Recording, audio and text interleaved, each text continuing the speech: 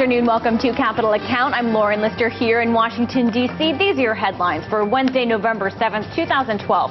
U.S. President Barack Obama won the election last night, and after he did, he said this. What makes America exceptional are the bonds that hold together the most diverse nation on earth. Bonds, that's right, Treasury bonds. That is what makes America exceptional, the ability to issue all of these bonds in exchange for the global reserve currency that allows the government to spend despite running trillion-dollar deficits. But what happens when that bond holding us all together is no longer exceptional? We'll discuss.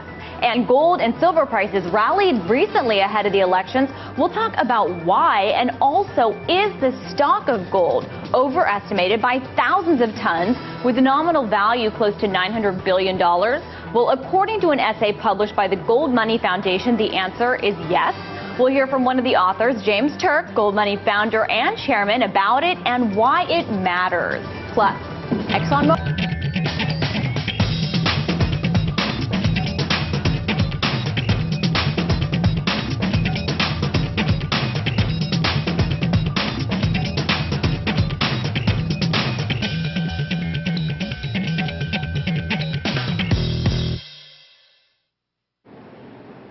The U.S. elections are over, but the economic problems facing the country are far from over. Not even a day has passed, and already I'm seeing channels with chyrons, those are the little bars on the lower thirds, that saying things like countdown to fiscal cliff. Now, this, of course, is the combination of automatic spending cuts and tax cuts set to expire that would take place in January. Former Federal Reserve Chairman Alan Greenspan was on TV talking about this morning, saying he doesn't think the elections will help avert this cliff. Take a listen.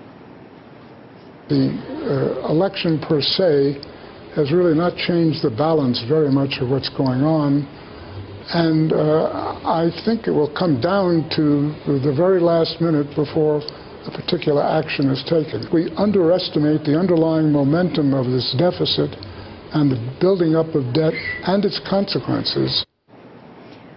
We do not underestimate the momentum of the deficits, the debt, and their consequences, nor the expansionary policies we've seen under an Obama central bank. Is that what's reflected in gold? It's been on a bit of a tear over the last few days, as this chart shows. And not that we prescribe to the notion that one event is responsible for market moves and the animal spirits behind them, but it is interesting that U.S. stock markets we're down today. The S&P saw its biggest decline since June, according to Bloomberg. There was this idea that short-term an Obama win would be better for markets than Romney because it meant more money printing and a more dovish central bank. So, what gives? Earlier, I asked James Turk, founder of Gold Money and author of the book The Collapse of the Dollar and How to Profit from It. I asked what he thinks is behind the stock market move. Well, you know, the stock market has been going up not because of a good economy, because employment is still relatively low. The stock market's been going up because of money printing. And what's happened over the past couple of months is that the Fed announced QE3 in September, but they actually haven't been purchasing any government bonds. The balance sheet of the Federal Reserve today is the same size as it was 2 months ago. So the Federal Reserve has to put some juice into the system if it wants to get the stock market rising. That's a really interesting and good point. Now, let's talk about what has returned the most during the last Obama term. There is this great chart. I'm going to put it up for our viewers, and it shows all of these different assets and what they've returned. And gold and silver lead the way. Now, we're told by neoclassical economists and policymakers that the Fed needs to print and we need to spend to get on a good growth track and rebuild a healthy economy. But what does it mean that a non-dividend yielding asset, two of them actually, have performed the best out of all these financial assets? Yeah, you know, it's not really a return on gold. It's just the appreciation of gold, or to be more precise, the depreciation of the purchasing power of the dollar. You know, gold buys the same amount of crude oil it did 4 years ago. Same thing with silver. What's happened is the dollar purchased a lot less because of all of this money printing. You know, what the Federal Reserve has been trying to do is to jumpstart the economy by printing all of this new money. Quantitative easing is what they call it. But it really hasn't had any impact. You know, QE1 didn't have much impact, QE2 didn't have much impact, and it's unlikely that QE3 will either. All it will do is continue to depreciate the purchasing power of the dollar, and as a consequence, the price of gold and the price of silver will go up as the dollar loses purchasing power. Yeah, so as you say, you believe QE hasn't had any impact, but what we have seen that has had an impact, arguably, is the government spending that's been going on the last 4 years. $1 trillion plus budget deficits in the U.S., government debt getting racked up to $16 trillion, no real plan to rein it in, and essentially Americans voted for 4 more years of that, I would logically argue, because they voted for Obama again. Can the U.S. sustain this for 4 more years without some kind of debt crisis, in your view? I don't think so. You know, I've always felt that regardless of who is in the White House, that between 2013 and 2015, everything would come together. It's simply a mathematical equation of looking at the government's cash flow, in other words, how much revenue it's receiving based on economic activity, and how much money it's spending and likely to spend, you know, over this period of time. And I think we're going to hit the crunch still within a 2013 to 2015 timeframe. Okay, wow. So there's a prediction there that you're sticking to. And now, of course, short term, everyone in the U.S. is talking about the fiscal cliff. The elections were yesterday. Today, Alan Greenspan, former Fed chairman, on TV talking about how we need a roadmap to avoid the fiscal cliff. And we can't do this last minute business as they do on Capitol Hill. And he's worried that's going to continue because still we have a Congress and a White House that are divided. My question is, with so many people pushing for some kind of a solution to the deficits, to the debt in the United States, and with Washington unable to come to any compromise, isn't the fiscal cliff at least something that achieves some kind of action in terms of helping the deficit situation? And does the fact that people are so freaked out about it and really urging against it show that there's really no tolerance for economic pain at all to deal with the deficit? Yeah, I think you're absolutely right. And one of the things that I think we can expect over the next couple of months is another downgrade in the U.S. credit rating, simply because of the size of the deficits and the inability or unwillingness of Washington to come to grips with that and to put the country onto a path going back toward in the right direction and improving the country's solvency. But, you know, the present situation is unsustainable, and, you know, it is going to, I think, result in some kind of a blow-up in the not-too-distant future. But the important thing, I think, Lauren, is that there's a more important concept than the fiscal cliff. It's really a currency cliff. What's going to happen is the dollar is going to continue to lose purchasing power because of inflation and probably also declining against other currencies as well. But at least inflation will be picking up, purchasing power will be declining, and you know the dollar is going to go over the cliff. And that's more worrying because once the dollar goes over the cliff, then it's likely that the economy could be irreparably damaged. Oh, wow. And the currency cliff is something I want to get to more when we look at what you found in your recent paper about gold. But first, before we get into that, kind of to get into that nicely, oil today, which is for sure a bellwether of where people think growth is going to be, I would guess, because it's a major input. So it fell the most, according to Bloomberg, since November of 2011. Why do you think it's falling? It's the same reason the stock market is falling. You know, the Federal Reserve hasn't been injecting any money into the system. And, you know, there was an expression that came out decades ago by a newsletter writer by the name of Richard Russell. He said, inflate or die. And, you know, that's basically the system as it exists today. The Federal Reserve has to keep inflating or the system is going to collapse. And because the Federal Reserve hasn't expanded its balance sheet over the last couple of months, you know, there's been a lot of talk about doing it, but the market wants to see some action. And as a consequence, you're seeing a sell-off pretty much across the board in most markets. Really interesting. And speaking of central bank inflating, when you look at oil prices, they look very different depending on which currency you're looking at. I want to bring up a chart, and this is from Gold Money. This is your chart, and it shows the crude oil prices from the 70s to June of 2012 in pounds, in dollars, in euros, and gold grams. And what's incredible is that the purchasing power of gold, in terms of oil, it's been able to buy the same amount for decades, unlike all of these other national currencies. Why is that? It's basically because, gold is money. It's not consumed like other assets. It's accumulated. And this above-ground stock of gold grows by approximately the same amount as world population and new wealth creation. So over long periods of time, gold has consistency in purchasing power. That's why I was saying earlier, it's not that the price of gold is going up. It's that the purchasing power of the dollar is going down. An ounce of gold buys the same amount of crude oil it did 40, 50, 60 years ago. That shows that it's not a good investment because it hasn't increased your wealth, but it shows that it's very good money because it does one of the important things that money is supposed to do, which is to preserve purchasing power over long periods of time. Right, unlike all of these other national currencies. And when we're talking about the gold stock, you actually found in your research that the stock of gold you found is less than is widely reported. You put it a little over 15,000 tons versus the just more than 171,000 tons that is widely reported. This is a difference of about 16,000 tons, or $877 billion in nominal terms. So what is this research based on, and why does this matter? Well, it does matter because, there's a difference between physical gold and paper gold. And there's a lot of paper gold out there. But, paper gold isn't really gold. It's just exposure to the gold price. And that exposure to the gold price comes with counterparty risk. In other words, it's a financial asset, whereas physical gold is a tangible asset.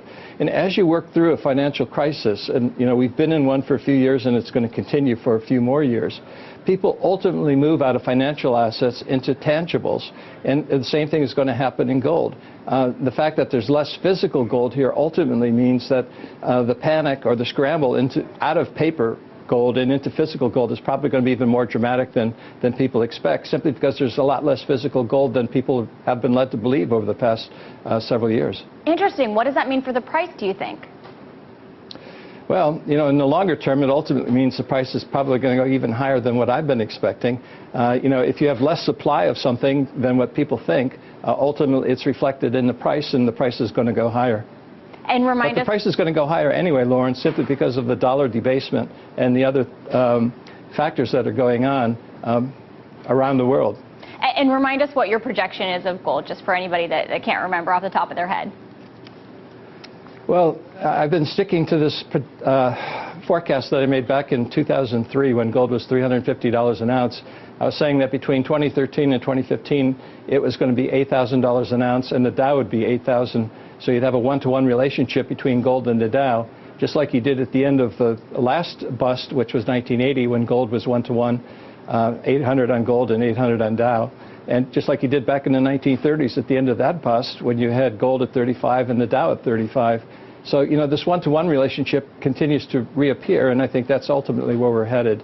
But, if the Fed continues on this monetary quantitative easing path, ultimately, I think the gold price could go much higher. And for reference, because Mr. Turk referred to it, here is a look at the Fed's balance sheet. Since 2007, of course, you can see major increases. However, if you focus in on the last year over there on the far right, you can see it has been relatively flat, which was exactly what he was talking about. Not enough liquidity to feed that drug addiction of the markets. And still ahead, do you want to bring up another one of the charts from your report? It shows the gold stock since 1492 and gold grams per capita. Why is this significant? Is it because this shows a smooth rise versus the more volatile jumps of national currencies, or what? Yeah, that's exactly right. Milton Friedman had a number of postulates for the monetary theory, the quantity theory of money that he developed. And one of those was what was called the K rule, basically that the money supply should increase by a constant amount every year, year in and year out, regardless of economic conditions, because only in that kind of environment would you be able to control inflation. Now, if you look at the dollar supply increases year after year, it's been basically all over the place and at a much higher rate than population growth and new wealth creation, whereas the above-ground stock of gold grows by about 1.8% per annum consistently year after year. And the reason why this happens is simply because of the fortuitous way in which gold is dispersed in the Earth's crust. That as the population gets larger, gold gets harder to find, but the technology makes it possible that we can continue to increase this ever-increasing stock of gold by 1.8% per annum, which fits perfectly Milton Friedman's theories with regard to the quantity of money. Which is so incredible that Mother Nature and just good old supply and demand is much more effective for purchasing power, it would seem, and value than central planners. Imagine that. Is that the big takeaway here? That's one of the big takeaways. Gold's been money for 5,000 years. We've been fooling around with these fiat currencies backed by nothing for only 40 years. We can see all of the problems that we have today with these fiat currencies, and we can see, the purchasing power of gold today has the same purchasing power as it did, 50, 60 years ago when we were talking about crude oil before. So in my mind, ultimately, we're going to come back to gold. Governments will come back quick, kicking and screaming back to gold, or they're going to do it willingly. Hopefully they'll do it willingly, because in that way they can plan for a smooth transition back to a solid monetary base, rather than continuing to follow this path that they're now doing, which ultimately could lead to economic problems, severe economic problems, as dollars continue to lose purchasing power. Right. Governments typically, at least in my lifetime, don't seem like they ever do it in a planned manner, at least not in the United States. But I'm curious about Germany, because there's been some concern about the German central bank's gold holdings. And actually, an executive board member of the Bundesbank did recently address these concerns in a speech and said that these are unfounded, irrational fears, that the gold is safe, that the Bundesbank has always had a great relationship with the Federal Reserve. And I'm curious what your thoughts are about this debate on Germany's gold. And I do want to point out that at least this executive committee member did acknowledge the importance of gold. Yeah, the issue is where is the Bundesbank's gold? A lot of it had been stored outside of Germany. But you have to look at it from a geopolitical point of view. Ownership of gold is one of the pillars underneath a country's sovereignty. Where does the U.S. store its gold? It stores its gold in the United States. Why should Germany store its gold outside of Germany? It should store it within Germany, in my view. Gold is dispersed in a variety of different central bank vaults around the world by many countries because of the remnants of the old gold standard, where gold was moved from one part of a vault to another part of the vault to settle international transactions. But we stopped that system 40 years ago. Gold is now used as a reserve in case you need it for a rainy day or to rebuild the currency. And with all of the problems in Europe today with the euro, and the fact that the European Central Bank is not following Bundesbank monetary discipline, I think it would probably make sense for Germany to return its gold and keep it in Frankfurt under in the vaults underneath the Bundesbank, just in case. That's very interesting. Is there an accurate or public accounting of gold for central banks? Like the Bundesbank, do we really know if it's all accounted for? No, not really, because if you look at a central bank's balance sheet, they book one line item. They call it gold and gold receivables. In other words, they're mixing gold in the vault with gold out in loan as the same line item, which doesn't conform with generally accepted accounting principles, but the IMF allows central banks to do that. In fact, if you look at the Bundesbank Act in relation to Germany's gold, Section 26 says that they have to prepare their annual accounts according to generally accepted accounting principles, but nevertheless, they book gold and gold receivables as one line item, which doesn't conform with generally accepted accounting principles. And I've understood from people who've asked the Bundesbank about this, it's because the IMF asks them to report that way rather than conforming with the letter of the law of the Bundesbank Act itself. Oh, and we know how tricky accounting shenanigans can be. Now, I apologize if we get cut off, but I do want to ask your views on Europe currently. Sitting in London, we've been so focused on U.S. elections right now. Protests in Greece today. What's your assessment right now in terms of the temperature of the sickness in Europe right now? Yeah, the situation in Europe continues to deteriorate. The economic activity here is bad. And it's getting worse simply because there's more government involvement, more government intervention in the free market process. So I think you're going to see more protests, not just in southern Europe, but other parts of Europe as well, as the economy continues to deteriorate. I don't see any likelihood of a bounce in European economic activity in the foreseeable future. That's pretty ominous. It is pretty ominous. We're going to have to leave it on that dark thought, but you brought a lot of light to the discussion today, so thank you so much, James Turk. Last year on Meet the Press, Alan Greenspan was asked if U.S. Treasuries are a safe investment. Here's how he responded. The United States can pay any debt it has because we can always print money to do that. So there is zero probability of default. Okay, whatever. Well, now Treasuries have a new rival for safe haven status. Lauren Lyster. Go to our Facebook page, like it, look at Dimitri's posts, watch us on YouTube or Hulu, and have a great night.